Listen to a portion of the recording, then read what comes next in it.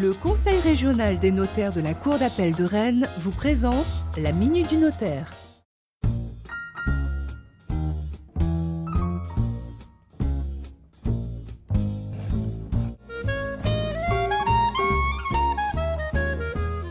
En cas de remariage, les époux se posent la question du contrat.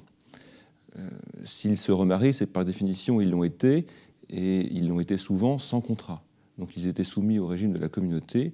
Tous les biens qu'ils avaient acquis étaient donc communs, et ils ont dû, à leurs dépens, les partager en deux lots distincts, ce qui n'est pas aisé et ce qui est coûteux. Pour autant, un contrat est indispensable. On ne se remarie pas avec l'idée de divorcer. Si les époux n'ont pas d'enfants issus de précédentes unions, ou s'ils sont salariés ou non soumis au risque de l'entreprise, le contrat ne s'impose pas.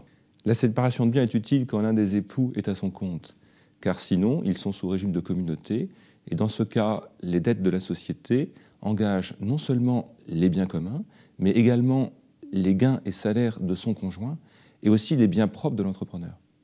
En cas de remariage avec des enfants issus de précédentes unions, il est souvent utile de faire une séparation de biens pour éviter les conflits entre beaux-parents et beaux-enfants.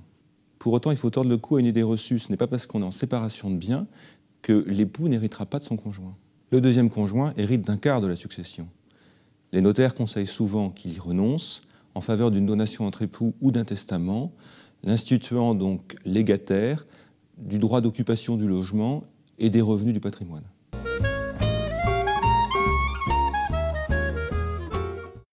Le Conseil régional des notaires de la Cour d'appel de Rennes vous a présenté la Minute du notaire.